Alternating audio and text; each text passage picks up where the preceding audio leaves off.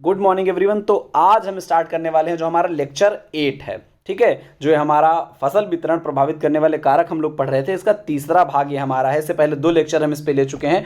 ये हमारा लास्ट जो है, आज हम पूरा कंक्लूड कर देंगे इसको। क्रॉप डिस्ट्रीब्यूशन, उसको प्रभावित करने वाले कारक, क्रॉप डिस्ट्रीब्यूशन एंड प्रोडक्शन को प्रभावित करने वाला कारक जो यूपीएससी में हमारा सिलेबस लिखा हुआ है, उसमें हमारा फिजिकल, पहली बात तो फिजिकल और दूसरा क्या, सोशल, ये 2 कारक जो है उन्हें सिलेबस में मेंशन किया है। तो ठीक है, तो फिजिकल कारक अभी हमारे चल रहे थे, तो फिजिकल को आज कंक्लूड कर देंगे। और सोशल कारक बहुत बड़ा नहीं है क्षेत्र, हालांकि उस पर लिखना है तो आप ऐसे भी लिख सकते हैं, इतना बड़ा होगा, ठीक है, लेकिन आपको समझाना थोड़ा है, आप समझना ज़्यादा है, ठीक है, हम समझाएंगे थोड़ा, आप समझिएगा ज़्यादा, ठीक है। तो आज हमारा ये 8वां लेक्चर इकोलॉजी का है। सभी लोग हमारा जो चैनल है उसको शेयर करें, ज़्यादा से ज़्यादा लोगों तक पहुँचाएं, जिससे हमारा भी कुछ भला हो, ठीक है। ज़्यादा से ज़्यादा लोगों तक पहुँचाओ तो हमें भी मज़ा आए पढ़ाने में, इतनी मेहनत करने में, ठीक है। तो ये हमारा 8वां लेक्चर जो हमारा है ये इकोलॉजी का है, ठीक है। इकोलॉजी कंप्लीट करने के बाद सिलेबस के अकॉर्डिंग फर्स्ट पेपर हम पूरा कंप्लीट करवाएंगे पहले, उसके बाद सेकंड पेपर की ओर मूव करेंगे, जो बायो वाला सेक्शन है, ठीक है। इसमें हम जो है फोकस करेंगे, ठीक है। अब बात करते हैं हमारा जो रिमेनिंग चैप्टर हमारा चल रहा था, जो बचा हुआ था इसमें फसल वितरण को प्रभावित करने वाले कारकों में, उससे आगे बढ़ाते हैं, ठीक है। चलिए, तो हम कहाँ बात कर रहे थे, physical and social environment as a factor of crop distribution and production, यहाँ से हम स्टार्ट किए थे, ठीक है। ये हम सब आपको जो है पहले समझा चुके हैं, लेकिन फिर से एक बार रिमेनिंग क्लास में हम जो है एक बैक अपडेट ले लेते हैं, ठीक है। नेचुरल फैक्टर जो हमारे जैसे रेनफॉल है, सॉयल है, क्लाइमेट है, ये सब क्या करती हैं, क्रॉप डिस्ट्रीब्यूशन को प्रभावित करती हैं और प्रोडक्शन को भी प्रभावित करती हैं। जैसे रेनफॉल हमारा क्रॉप डिस्ट्रीब्यूशन को कैसे प्रभावित करता है, जहाँ अधिक वर्षा होती है, लाइक वेस्ट बंगाल, ठीक है, चेरापूंजी, वहाँ पर जो है हम कैसी खेती करते हैं, जैसे धान की खेती करते हैं, जहाँ अधिक वर्षा वाला क्षेत्र, जहाँ अधिक पानी वाला क्षेत्र है। और वहीं जहाँ पानी कम होता है वहाँ हम कैसी खेती करते हैं, गेहूँ की खेती करते हैं, मक्का की खेती करते हैं, ज्वार की खेती करते हैं। जो पानी कम चाहते हैं उनकी खेती करेंगे, सीधी सी बात है, जहाँ बारिश कम है, ठीक है। ऐसे जो हमारा सॉयल है, सॉयल काफ़ी ज़्यादा से प्रभावित करती है। जैसे सेम अगर बात किया जाए, जो सैंडी सॉयल होती है, सैंडी सॉयल क्या होती है, उसमें पोर स्पेस अधिक होते हैं, वाटर को होल्ड नहीं कर पाती है, वाटर होल्डिंग कैपेसिटी उसकी क्या होती है, सैंडी सॉयल की कम होती है।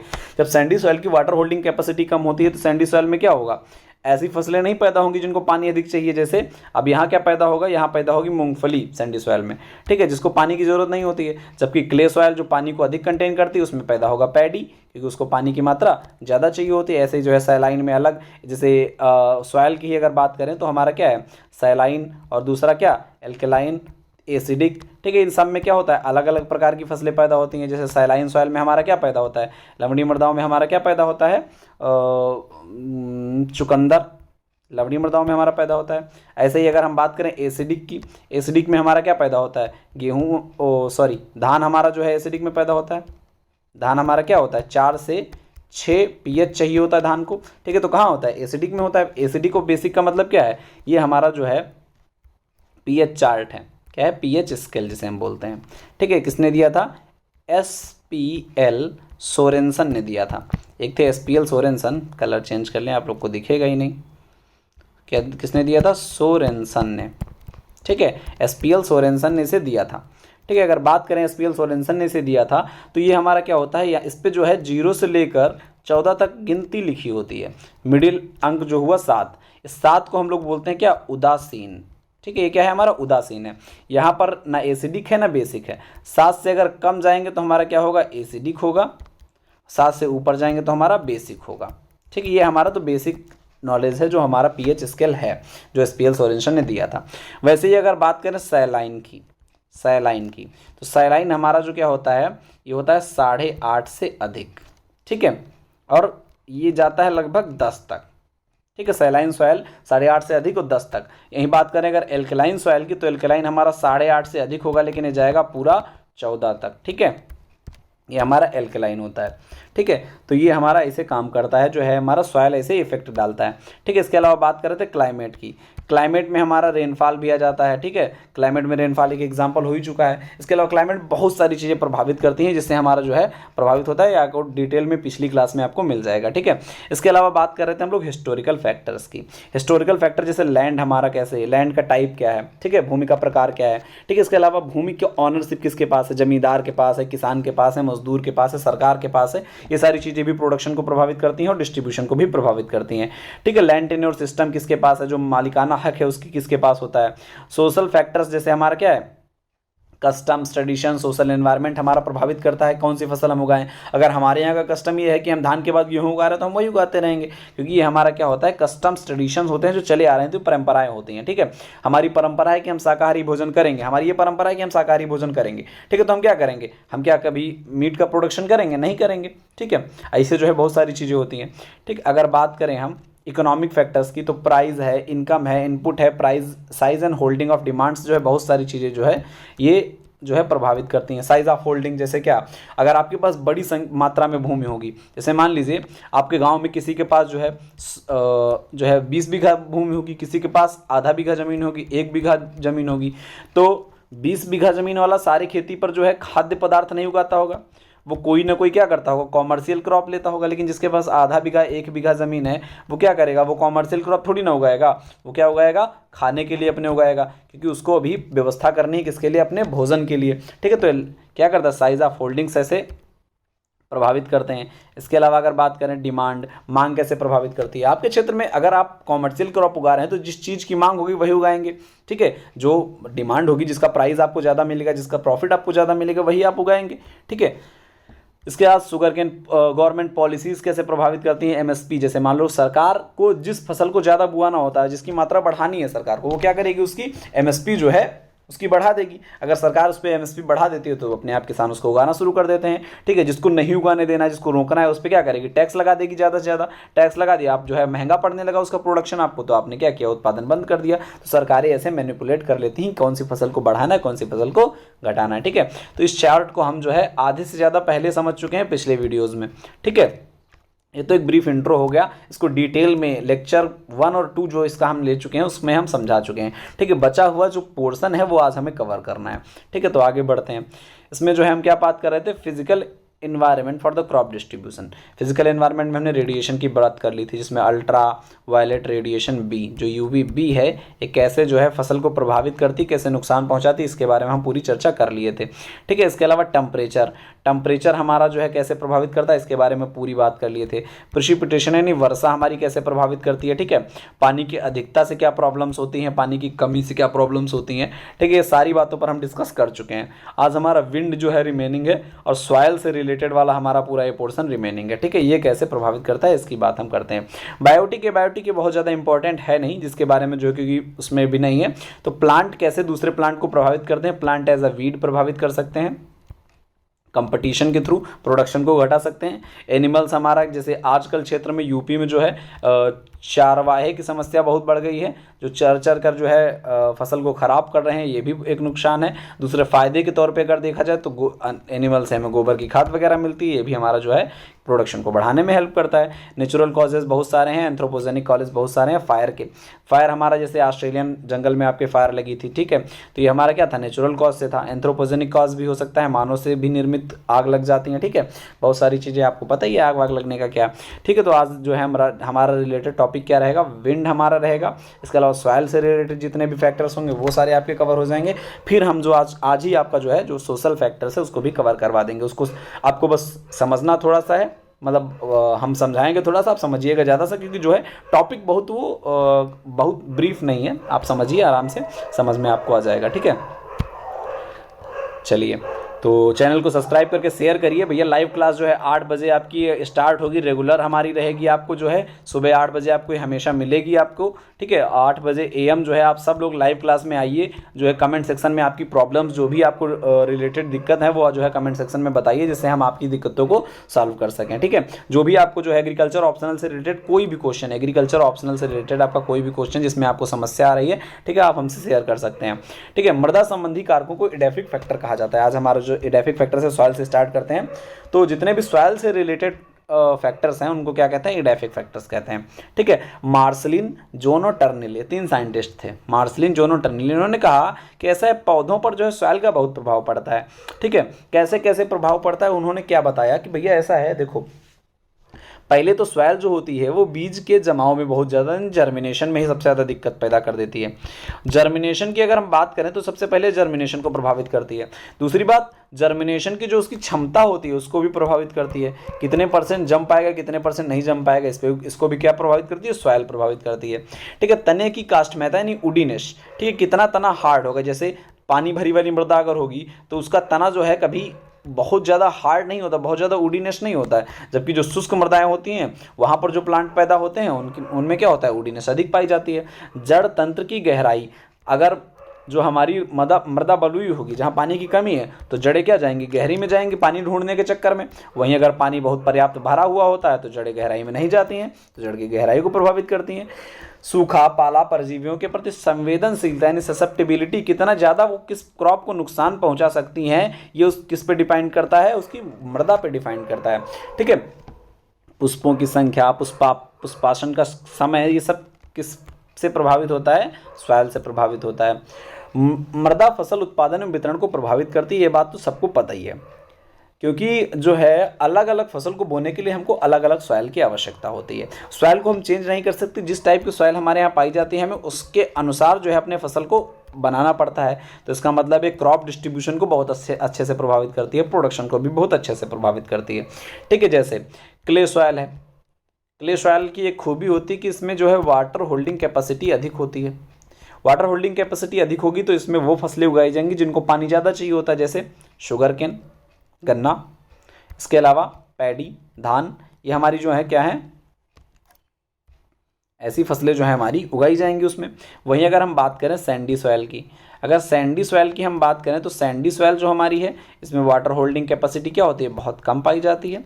वाटर होल्डिंग कैपेसिटी कम होगी, पानी को धारण करने की क्षमता कम होगी जब, तो इसमें क्या होगा, कैसी प्रकार की जो होंगी फसलें होंगी, जैसे हमारा क्या है, जो जड़ वाली सब्जियां हैं वो कहाँ पाई जाएंगी, सैंडी सॉइल में उगाई जाएंगी। मूंगफली हमारी कहाँ उगाई जाएगी, सैंडी सॉइल में उगाई जाएगी। ठीक है, तो ऐसी फसलें जो पानी कम चाहती हैं, ठीक है, और जड़ वाली सब्जियों, क्योंकि जड़ों को आसानी से जो है अंदर जाने का रास्ता मिलता है, ठीक है, बहुत ज़्यादा कॉम्पैक्ट नहीं होती क्योंकि ये, ठीक है, तो इससे जो है सैंडी सॉइल जो है सब्जी वाली फसलों के लिए, जो जड़ वाली सब्जियां हैं उनके लिए अच्छी मानी जाती हैं। ठीक है, तो ये डेफी फैक्टर हमारा आपको समझ में आ गया कैसे प्रभावित करता है मार्सलिन जोनो टर्नेल के अनुसार। ठीक है, अब थोड़ा सा आगे बढ़ते हैं सॉइल टाइप्स को ही लेकर। सॉइल टाइप्स यानी मृदा प्रकार के आधार पर प्लांट जो है कितने प्रकार के हो सकते हैं, प्लांट का क्लासिफिकेशन कैसे किया जाए, किस आधार पे, मृदा के प्रकार के आधार पे। अगर मृदा अम्लीय हो तो जो अम्लीय मृदा में पैदा होने वाले पौधे होते हैं उनको कहा जाता है ऑक्जेलोफाइट। अगर मृदा सैलाइन हो यानी लवड़ी हो तो उसे कहा जाता है हेलोफाइट। अगर मृदा बलुई हो तो उसे कहा जाता है सैमोफाइट्स। अगर चट्टानों पर जो है कोई पौधा पैदा हो तो उसे लिथोफाइट। अगर चट्टानों की गर्त यानी सर्विक्स, जैसे ये चट्टान है, ये चट्टाने हैं, इन चट्टानों के बीच में ये जो गर्त हमारा बन रहा है, गहराई, इस गर्त में अगर पैदा हो रहे तो उन्हें कहा जाता है काज्मोफाइट। ऐसे जो शुष्क मृदाओं में जहाँ पानी की कमी है वहाँ जो पैदा होते हैं उसे कहते हैं जीरोफाइट। ठीक है, एग्जाम्पल्स इनके देख लेते हैं। ऑक्जेलोफाइट हमारा जो अम्लीय मृदा में पैदा होने वाले हैं, जैसे अम्लीय मृदा आपको बता दें अम्लीय क्या होता है। ठीक है, 1 से 14 तक ये अब हमारा जो है पैरामीटर होता है। पीएच हमारा जो है 1 से 14 तक होता है। पीएच को किसने दिया था, एसपीएल सोरेनसन ने दिया था। किसने दिया था, सोरेनसन ने जो है इसको खोजा था। एसपीएल सोरेनसन ने इसको खोजा था और इन्होंने बताया था जो पीएच स्केल है इस पे 0 से लेके 14 तक मानक लिखे रहते हैं। 7 जो हमारा होता है उदासीन दर्शाता है, 7 से कम एसिडिक है, 7 से ज़्यादा हमारा बेसिक है। बेसिक में अगर बात करें तो 8.5 से ज़्यादा जो है हमारा क्या होता है, ये हमारा होता है जो है सैलाइन और एल्कलाइन। ठीक है, सैलाइन, अगर जो सैलाइन मृदा में अगर बात किया जाए तो हेलोफाइट्स जो है हमारे पाए जाते हैं, इसे चुकंदर कहते हैं। अम्लीय मृदा में हमारा क्या है, राइस, मैंगो, कैस्यू, सिट्रस, ये हमारा जो है सब पैदा होता है, ऑक्जेलोफाइट्स इन्हें कहा जाता है। अम्लीय मृदा में पैदा हो रहा है यानी 7 पीएच से कम है तो ऑक्जेलोफाइट। लवणीय मृदा यानी 8.5 से ज़्यादा है तो हेलोफाइट्स। बलुई मृदा जहाँ बालू खूब पाई जाएगी, पोर स्पेस बहुत ज़्यादा होंगे, पोर स्पेस बड़े बड़े होंगे, इसी जगह पर शकरकंद अच्छे से पैदा होगा, जड़ वाली सब्जियां फल अच्छे से पैदा होंगे, इन्हें बोला जाएगा क्या, सैमोफाइट्स। लिथोफाइट, चट्टानों पे लाइकेन वगैरह पैदा हो जाते हैं तो उन्हें लिथोफाइट्स कहा जाता है, क्योंकि लिथो का मतलब ही क्या होता है, रॉक से रिलेटेड होता है। ठीक है, लिथो का मतलब रॉक है, तो रॉक हमारा क्या होगा, लाइकेन वगैरह पैदा होता है वहाँ पर। काज्मोफाइट्स यानी चट्टानों की गर्त में, जैसे हमारा क्या अर्थीमम। जीरोफाइट्स, जहाँ जो है जीरो मतलब, जीरो का मतलब क्या होता है, जीरो का मतलब होता है कि वाटर वहाँ पर जो है ना के बराबर है, एकदम शुष्क, तो इससे हमारा क्या यहाँ पर पैदा होता है, कैक्टस वगैरह पैदा होते हैं। ठीक है, नागफनी वगैरह, एलोवेरा वगैरह, ये सब पैदा होते हैं वहाँ पर। ठीक है, तो इनके आधार पर क्लासिफिकेशन किया गया। टोपोग्राफिक फैक्टर के अन्य भाग क्या हो सकते हैं, जैसे एल्टीट्यूड ऑफ द प्लेस। जैसे एल्टीट्यूड और लैटीट्यूड क्या होता है, ये हमारी पृथ्वी होती है। ठीक, इस पर जो ऐसे आप देखते होंगे जिन्हें हम लोग बोलते हैं क्या हिंदी में अक्षांश, ऐसे लेटी हुई रेखाएं पाई जाती हैं, तो जो लेटी होती हैं उन्हें हम कहते हैं लेटीट्यूड। ठीक है, जो लेटी हुई रेखाएं हैं क्या हैं, लैटिट्यूड हैं। ऐसे जो हमारी ये खड़ी वाली रेखाएं होती हैं, जो खड़ी वाली रेखाएं होती हैं, इन्हें बोला जाता है एल्टीट्यूड। ठीक है, तो एल्टीट्यूड को, हाई एल्टीट्यूड पर ताप क्या होता है, कम होता है, वर्षा आर्द्रता ज़्यादा होती है। ठीक है, वर्षा आर्द्रता क्या होती है, ज़्यादा होती है। जब एल्टीट्यूड हाई होगा, देखो समझो पहले, एल्टीट्यूड क्या है, हाई है, और हाई एल्टीट्यूड में क्या होता है, टेम्परेचर कम होता है। जहाँ पर टेम्परेचर कम होता है साथ ही क्या होता है, रेनफॉल प्लस ह्यूमिडिटी क्या होता है, हाई होती है। जहाँ पानी ज़्यादा बरस रहा है, ठीक है, ह्यूमिडिटी बहुत ज़्यादा है और टेम्परेचर बहुत कम है, अब ऐसी जगह पर जो है कौन सी फसलें पैदा होंगी, ठीक है, तापमान कम हो और जो है आर्द्रता अधिक हो, वर्षा ज़्यादा हो। जहाँ पर वर्षा ज़्यादा होगी वहाँ पर कौन सी फसलें पैदा होंगी, जो धान वान है वही वहाँ पर पैदा होंगी। तो ये हमारा क्या है, ये प्रभाव डालता है किस पे, टोपोग्राफिक फैक्टर के अन्य भाग हैं। स्टीपीनेस यानी स्लोप, स्टीपीनेस मतलब क्या होता है, ढाल, ढलवापन, हिंदी में अगर कहें तो ढलवापन जो है हमारा कैसे प्रभावित करता है, सॉइल का। जैसे मान लो ढाल हमारी जो है, अगर बात करें कि ये हमारी ढाल है, स्टीपीनेस है, ठीक। अब यहाँ से पानी अगर गिरेगा तो पानी क्या करेगा, रनाफ बह के जाएगा, ठीक। रनाफ अगर हमारा ढाल ज़्यादा होगी तो क्या होगा, ज़्यादा, ऐसे मान लो सीधी अगर ढाल हो एकदम, ठीक है, तो यहाँ पर पानी गिरा तो सट से नीचे आ जाएगा, यहाँ पानी रुकेगा ही नहीं, तो यहाँ पर क्या होगा, नमी की कमी हो जाएगी। और नमी की कमी के क्या प्रभाव पड़ेंगे, तो सॉइल पे, हमें प्लांट पे हमें बताने की जरूरत नहीं है। जब आपको हम सूखा और बाढ़ वाला पोर्शन पढ़ाए थे पिछले लेक्चर में, तो उसमें हम आपको डिटेल में बताए थे, तो उसका प्रभाव आप वहाँ से देख लीजिएगा। ठीक है, exposure of slope to the light and wind, जैसे ऐसी ढाल जो है हमारी होगी जहाँ पर जो है सूर्य का प्रकाश सीधे सीधे पहुँचता होगा, तो वहाँ पर उत्पादन अच्छा खासा होगा। जहाँ सूर्य का प्रकाश अच्छे से नहीं पहुँचता होगा वहाँ पर दिक्कत हो जाती है। जैसे पर्वतीय ढालों में जीरोफिटिक वनस्पतियों का विकास होता है, क्योंकि वहाँ पर क्या होता है, प्रकाश की निम्नतम तीव्रता होती है और तीव्र शुष्क हवाएं चलती हैं, यानी हवा भी शुष्क चल रही है, ठीक है, प्रकाश भी नहीं पहुंच रहा है, तो बारिश के भी चांसेस नहीं, तो वहाँ पर क्या होगा, जीरोफिटिक प्लांट पैदा होंगे। ठीक है, डायरेक्शन ऑफ माउंटेन चेन्स, जैसे हमारा क्या है, पर्वत है, पर्वत का एक ये डायरेक्शन होगा, एक ये डायरेक्शन होगा, ठीक है। ये मान लो ये हमारा क्या है, समुद्र है इधर, ठीक है, ये हमारा समुद्र है, ठीक है। तो समुद्र से चलने वाली हवा क्या करेगी, पानी को अपने साथ उठा के लेके चलती है, ठीक है। पानी को अपने साथ जब उठा के लेके चलेगी तो इस वाले पोर्शन में क्या करेगी, बारिश करेगी। वही यही हवा जब वापस नीचे की ओर उतर रही होगी तो अपोजिट साइड में यहाँ से पानी जितना बहा के लाई होगी वो सब यहीं बरसा दी पूरा, तो यहीं बरसा दी जब, तो उसके बाद इधर बरसाने के लिए उसके पास पानी नहीं है, शुष्क हवा है, शुष्क हवा यहाँ आएगी, तो इसीलिए जो पर्वत का समुद्र के अपोजिशन वाला साइड होता है, इस साइड को क्या बोला जाता है, वृष्टि छाया क्षेत्र बोला जाता है। क्या बोला जाता है, वृष्टि छाया क्षेत्र बोला जाता है, क्योंकि यहाँ पर बारिश जो है नहीं होती, यहाँ पर मरुस्थल का विकास हो जाता है। और जब मतलब पर्वत के एक साइड पे बहुत ज़्यादा बारिश, एक साइड पे एकदम सूखा, इसी को बोलते हैं वृष्टि छाया क्षेत्र, तो वर्षा की कमी होती है। इस प्रकार से हमको पता चल जाएगा क्रॉप कैसे प्रभावित करती है, क्योंकि हम पढ़ चुके हैं कि सूखा और बाढ़ कैसे प्रभावित करते हैं किसको, सॉइल डिस्ट्रीब्यूशन को और मतलब प्लांट डिस्ट्रीब्यूशन को। ठीक है, तो ये हमारा जो है सॉइल वाला फैक्टर्स खत्म हुआ। अब हम बात करते हैं विंड की, हवा कैसे प्रभावित करती है। हवा बहुत छोटा सा टॉपिक है। जैसे हवा की अगर बात किया जाए तो हवा निर्भर किस पे करती है, वायु का वेग किन बातों पर निर्भर करता है, वहाँ की भौगोलिक स्थिति पर, वहाँ की टोपोग्राफी पर और समुद्र से दूरी पर सबसे पहले, और वनस्पति आवरण पर। अगला पॉइंट है, नीचे नहीं हुआ है, वहीं पे आ गया, ठीक है, वनस्पति आवरण अगला पॉइंट है। चलो आगे बात करते हैं। तो अगर बात करें विंड, हमारी विंड किस किस पे निर्भर करती है, उसका वेग जो उसकी स्पीड है वो किस पे निर्भर करती है। पहला तो कह रहे हैं भौगोलिक स्थिति। जैसे भौगोलिक स्थिति की अगर बात किया जाए तो हमारा ये क्या है, 0 डिग्री जो हमारा क्या है, अक्षांश है, 0 डिग्री अक्षांश है, ठीक है। यहाँ से जो है ये हमारी हवा चलती है, जो इसे हम क्या बोलते हैं, इसे हम लोग बोलते हैं, एक मिनट, ये हमारा, इसे हम बोलते हैं क्या, सबसे ऊपर हमारी जो होती है हम बोलते हैं ध्रुवीय पूर्वीय पवन, इसे हम बोलते हैं पछुआ पवन, ठीक है। इन्हें बोलते हैं व्यापारिक पवन है। तो हर जगह की वायु क्या है, अलग अलग है, तो क्षेत्रवर वायु अलग अलग होती है, सबका वेग अलग अलग होता है, ठीक है। टोपोग्राफी यानी उच्चावच, पहाड़ों पर हवा जो है अलग तरीके से चलती है, नीचे गहराई में हवा अलग तरीके से चलती है, मैदानों पर हवा अलग तरीके से चलती है। टोपोग्राफी इस प्रकार से प्रभावित करती है हवा को। समुद्र से दूरी, समुद्र से जितना दूर हवा चलेगी उतने क्या होगी, शुष्क हवा चलती जाएगी। समुद्र के पास की हवा क्या होगी, नमी लिए हुए होगी, बारिश करवाने की संभावना होगी, रिलेटिव ह्यूमिडिटी हाई करेगी, ठीक है। तो ये सारी चीज़ें जो है क्या करती हैं, वायु को प्रभावित करती हैं। अब वायु वनस्पतियों को कैसे प्रभावित करती है, इस पर अगर बात करें, हवा के कारण क्या होता है, आपको बताया था कि डिसिमिनेशन हमारा क्या होता है कि फिजिकल फैक्टर के द्वारा जो है बीजों का इधर उधर स्थानांतरण। ठीक है, तो परागकणों का पहली बात तो स्थानांतरण करती हैं, इसे हम लोग क्या बोलते हैं, ऐसे पौधे जिनमें जो है परागण किसके द्वारा होता है, हवा के द्वारा, उन्हें बोला जाता है एनिमोफिलस। एनिमोफिलस, ठीक है, एनिमोफिलस बोला जाता है। ऐसे जो है ये तो परागकणों का स्थानांतरण करके क्या करते हैं, परागण करते हैं, पॉलिनेशन करते हैं। अब पॉलिनेशन क्या होता है, हालांकि ये तो सेकंड टॉपिक मतलब सेकंड पेपर का हमारा सिलेबस है, लेकिन हम लोग तो मिल के पढ़ाते हैं। ठीक है, तो पॉलिनेशन की अगर बात करें तो पॉलिनेशन किसे कहते हैं, समझो, परागकण का वर्तिकाग्र पर पहुंचना क्या कहलाता है, वर्तिकाग्र पर पहुंचना क्या कहलाता है, ये हमारा कहलाता है क्या, इसी को हम लोग बोलते हैं पॉलिनेशन, परागकण का वर्तिकाग्र पर पहुंचना। ठीक है, अगर इंग्लिश में बात करें तो पॉलन ग्रेन्स का स्टिग्मा पर पहुंचने की क्रिया क्या कहलाती है, पॉलिनेशन कहलाती है। ठीक है, तो ऐसे जो हमारा डिसेमिनेशन हवा के द्वारा जो है बीजों का स्थानांतरण होता है, परागकणों का स्थानांतरण होता है। वायुमंडल की आर्द्रता पर भी हवा का बहुत प्रभाव पड़ता है। हवा अगर शुष्क रहेगी तो आर्द्रता कम रहेगी, अगर हवा नम रहेगी तो आर्द्रता अधिक रहेगी, सिंपल सी बात है।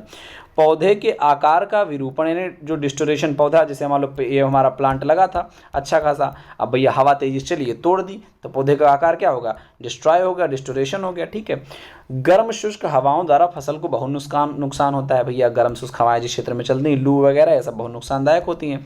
ठीक है, इसके अलावा सॉइल इरोजन बहुत ज़्यादा करता है एरो।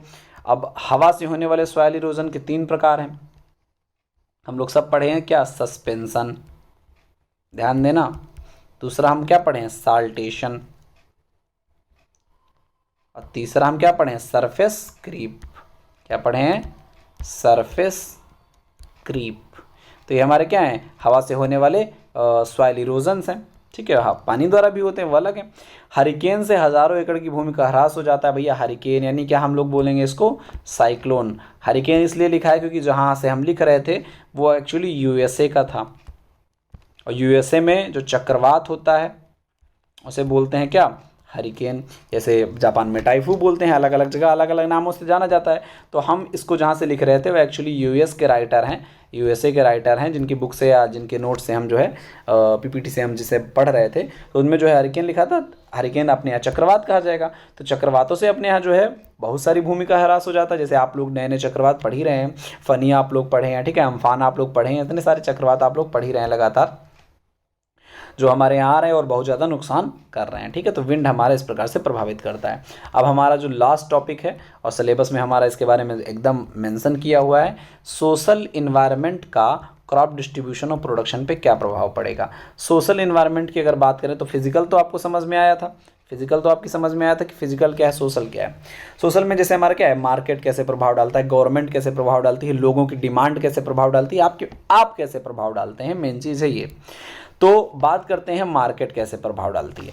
मार्केट किसी भी वाणिज्यिक फर्म के लिए मांग की आवश्यकता होती है। देखो, किसी भी अगर हम कोई भी कमर्शियल फर्म हम लगा रहे हैं, फर्म मतलब एक इकाई, फर्म मतलब एक इकाई है, बिजनेस की एक इकाई फर्म। ठीक है, अगर किसी भी कॉमर्शियल पर्पज से हम एक फर्म लगा रहे हैं तो उस फर्म में सबसे ज़्यादा महत्व किसका होता है, मांग का होता है। अगर आप बात करें कोरोना काल में क्या हुआ था, मांग हमारी जो है ये कम हो गई थी, जिसके लिए सरकार ने बहुत सारे प्रयास किए मांग को हमारी बढ़ाने के लिए। कोरोना काल में हमारी मांग जब कम हो गई थी तो मांग कम होने का मतलब ये नहीं कि तुमने मांगना कम कर दिया, तुम्हारे पास पैसा भी तो होना चाहिए मांग करने के लिए, डिमांड करने के लिए तुम्हारे पास सारी चीज़ें अवेलेबल भी होनी चाहिए। ठीक है, तो क्या हुआ, डिमांड कम हो गई, और डिमांड कम होने से क्या हुआ, काफ़ी सारे नुकसान हुए, सरकार को बहुत सारी जो है अपनी पॉलिसीज़ में चेंज करना पड़ा। ठीक है, जो नॉर्मल हम लोग पॉलिसी चला रहे थे, जो इकोनॉमिक सर्वे का है, इसमें इस बार क्या हुआ, पॉलिसी में चेंजेस करने पड़े उनको, जिससे जो है क्या करें, वो मांग को, डिमांड को जनरेट कर सकें। ठीक है, तो डिमांड की आवश्यकता होती है। यदि किसी फसल की मांग में कमी आती है तो सीधी सी बात है क्या है, लाभ में कमी आ गई। मांग में अगर डिमांड कम होगी तो क्या होगा, हमारा प्रॉफिट कम हो जाएगा, और अगर प्रॉफिट कम हो गया तो हम क्या करेंगे, अपनी फसल को चेंज कर देंगे। तो इस हिसाब से मार्केट हमारी जो है बहुत ज़्यादा प्रभावित करती है किसको, क्रॉप डिस्ट्रीब्यूशन को। अभी क्रॉप प्रोडक्शन की बात तो अपने आप हम कर नहीं रहे, हम क्या कर रहे हैं, डिस्ट्रीब्यूशन को कैसे प्रभावित करती है। ठीक है, मांग में परिवर्तन के क्या क्या कारण हो सकते हैं, कैसे कैसे जो है सोसाइटी में मांग के परिवर्तन होते हैं। जैसे चेंज इन सोसाइटी, समाज में परिवर्तन की अगर बात करें, समाज में कैसे परिवर्तन होता है। समाज में परिवर्तन या प्रमुख कारण है जिसकी वजह से जो है क्या होता है, चेंज, अगर सोसाइटी में चेंज हो जाए तो हमारा क्या होगा, डिमांड कम हो जाएगी। जैसे हम लोग क्या करें, अपनी हैबिट को कर दें शाकाहारी।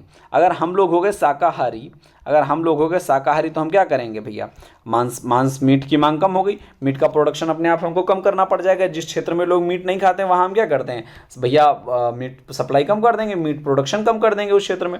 हेल्थ रीजन्स की बात करें, हेल्थ रीजन्स में आपको करंट मुद्दे में आपको एग्जाम्पल देते हैं। कोविड-19 के टाइम में हम लोग क्या किए, गिलोय का बड़ा भैया शरबत बना पिए, गिलोय का काढ़ा सब लोग पिए होंगे। हमें तो नहीं लग रहा है इस कोरोना काल भर में जो है 2 साल से जितना भी हमारा टाइम फेस बीत गया है, इतने साल में अभी तक कोई गिलोय का काढ़ा ना पिया हो। हमें तो अपनी ऑडियंस में से या कहीं भी हमें तो लग रहा है ऑल इंडिया में ऐसा कोई होगा नहीं जो गिलोय, जो नाम भी नहीं सुने होंगे वो भी काढ़ा जरूर पी लिए होंगे।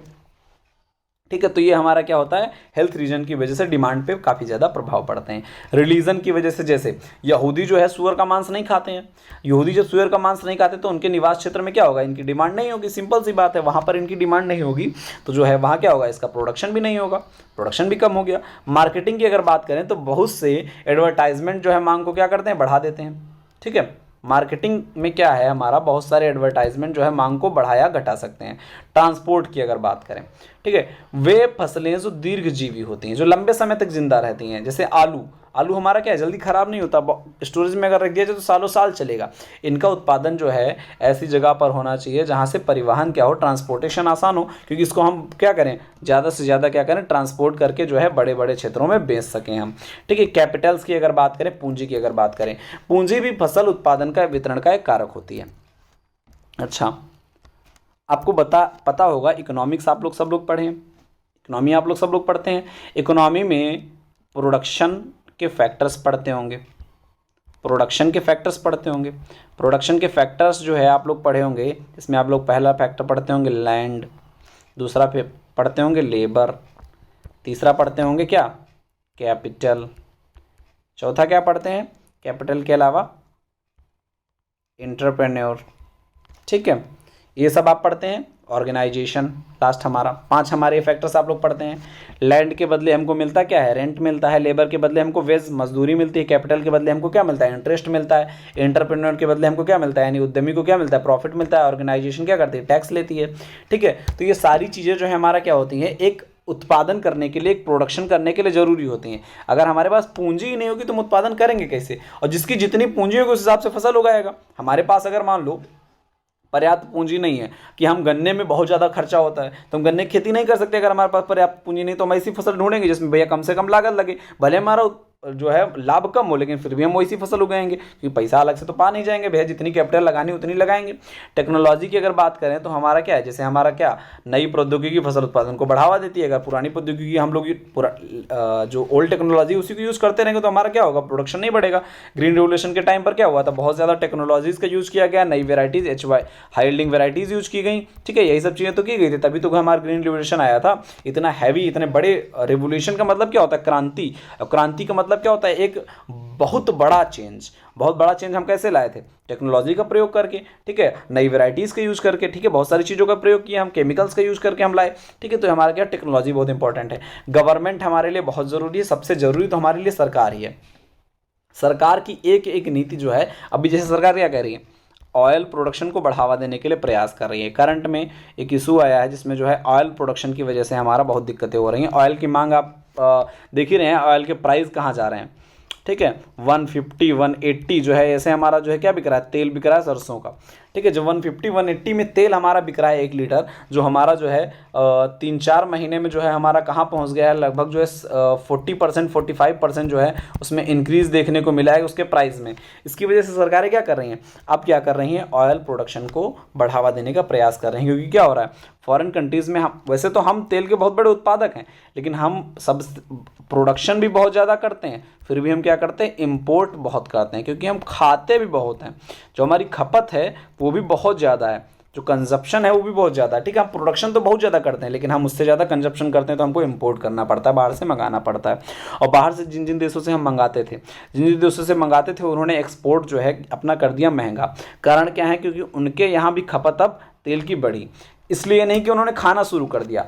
ऑयल का यूज, जो हमारा एडिबल ऑयल है, उसका उपयोग वो कहाँ कर रहे हैं, बायो एनर्जी बनाने में जो है ज़्यादातर देश विकसित कर लिए हैं टेक्नोलॉजी, जिससे वो बायो एनर्जी बनाने में एडिबल ऑयल का प्रयोग करने लगे हैं। ठीक है, एडिबल ऑयल का जब प्रयोग भैया उसके लिए कर रहे हैं तो हम तो खा रहे थे, तो हमारे लिए क्या करेंगे, वो महंगा कर देंगे। जब वो महंगा हमारे पास आएगा तो महंगा बिकेगा भी। अब सरकार इसीलिए जो है आइसोपोम जैसी योजनाएं ला रही है, ठीक है, आइसोपोम जैसी योजनाएं ला रही है जिससे हमारा क्या हो, ऑयल और पल्सेस का प्रोडक्शन, मिलेट्स का प्रोडक्शन बढ़ाया जा सके। इन सब के लिए सरकारें ध्यान दे रही हैं। जैसे हमारा क्या करती है सरकार, एमएसपी डिसाइड करती हैं, ठीक है, मिनिमम सपोर्ट प्राइस डिसाइड करती हैं। अब मिनिमम सपोर्ट प्राइस हमारा क्या है, जिस फसल पे हमको इस बार जो है उत्पादन बढ़ाना, जैसे सरकार ने क्या किया, मूंग का जो है बहुत ज़्यादा बढ़ा दिया, क्या हमारा एमएसपी, मूंग का एमएसपी एकदम टॉप पे कर दिया। मूंग का एमएसपी इतना ज़्यादा होगा जिसकी वजह से अब क्या करेंगे, लोग मूंग उगाना ज़्यादा चालू कर देंगे, ठीक है। जिस चीज़ का एमएसपी घटा दे, जैसे मान लो गेहूँ का एमएसपी इन्होंने घटा दिया होता, हालांकि घटाया नहीं, बढ़ाया ये 50 रुपये बढ़ाया है। 50 रुपये बढ़ना तो नहीं माना जाता है किसानों के लिए, खैर, लेकिन फिर भी बढ़ाया है, नाम मात्र किया है। और अगर मान लो गेहूँ घटा देते तो उत्पादन भी गेहूँ का क्या करते, लोग कम कर देते भैया। जब उनके पास सब्सिडी कम हो जाती तो क्या करते, कम कर देते। तो ऐसे जो है सब्सिडीज़ लगा के जो है प्रोडक्शन को बढ़ा सकते हैं किसी भी फसल को, टैक्स लगा के प्रोडक्शन को घटा सकते हैं किसी भी फसल का। ये हमारी सरकारें क्या करती हैं, ऐसे मैनिपुलेट कर सकती हैं किसानों को, ठीक है। तो ये हमारा जो है आज का टॉपिक ख़त्म हुआ। जो हमारा मेन सिलेबस है उसका जो हम जो है एक बड़ा पोर्शन अब कवर कर चुके हैं। अब जो है नेक्स्ट टॉपिक जो हमारा है बहुत इंपॉर्टेंट, इससे जो है करीब 8-9 बार जो है क्वेश्चन, 8-9 सालों से क्वेश्चन आ चुका है। तो नेक्स्ट टॉपिक जो हमारा ज़रूर देखिएगा, यूपीएससी और यूपीपीसीएस के प्रीवियस ईयर क्वेश्चन के साथ आपको अगले वीडियो में हम मिलेंगे, ठीक है। खैर कल तो क्लास हमारी जो रहेगी वो हिस्ट्री की रहने वाली है, ठीक है। कल जो हमारी क्लास रहने वाली है वो हिस्ट्री की रहने वाली है। सब लोग हिस्ट्री भी देखिए, हिस्ट्री को भी शेयर करिए, ठीक है। एग्रीकल्चर आप पढ़ रहे हैं भले ही, लेकिन आपको जीएस का भी एक बड़ा सिलेबस जो है कवर होगा। प्री मेंस में जो है हमारा जो है दोनों में क्या आना है, हिस्ट्री आना है। सिर्फ एग्रीकल्चर पढ़ के आपका कल्याण नहीं हो रहा, ऑप्शनल पढ़ के आपका कल्याण नहीं होना है।